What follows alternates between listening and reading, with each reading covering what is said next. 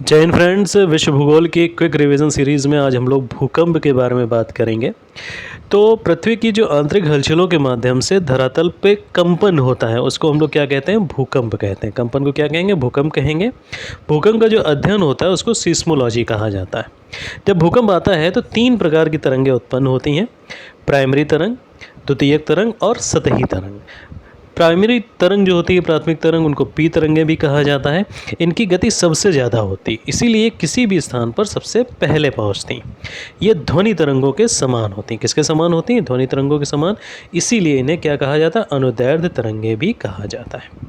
जो द्वितीयक तरंगें हैं उनको एस तरंगें कहा जाता है और अनुप्रस्थ तरंगें कहा जाता है। अनुप्रस्थ तरंगें होंगी, इसका मतलब ये सिर्फ प्रकाश, जिस तरीके से प्रकाश चलता है उस तरीके से ये गति करेंगे और ये ठोस माध्यम से ही होकर गुजर सकती हैं। सतही तरंगों को एल धरातली और लंबी तरंगें भी कहा जाता है। एल तरंगों का एक प्रकार रेले वेव भी होता है। एल तरंगों की खोज की थी AEH लव ने करी थी, इसी वजह से इसे लव वेव्स भी कहा जाता है और ये धरातल तक ही सीमित होती हैं।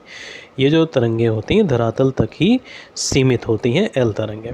इसी वजह से ये ठोस, तरल और गैस तीनों माध्यम में चलती हैं। कहाँ चलती हैं? ठोस, तरल, गैस तीनों माध्यम में चलती हैं।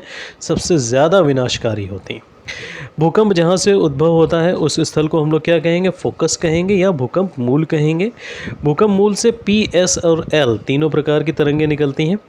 भूकंप अधिकेंद्र से अगर हम बात करें, भूकंप के अधिकेंद्र से 105 डिग्री और 145 डिग्री के मध्य का क्षेत्र है ना, तो इस मध्य के क्षेत्र में क्या होता है? कोई भी भूकंपी तरंगें अभिलेखित नहीं होती। इसीलिए इस क्षेत्र को हम लोग छाया क्षेत्र यानी शेडो जोन भी कहते हैं। पी और एस तरंगों के लिए ये शेडो जोन होता है। भूकंप मूल के ठीक ऊपर पृथ्वी की सतह पर वह स्थान जहाँ पे सर्वप्रथम भूकंप का उद्भव होता है उसे भूकंप का अधिकेंद्र यानी एपिसेंटर कहते हैं। अधिकेंद्र में सबसे पहले कौन पहुँचेगा? पी तरंगें पहुँचेंगी।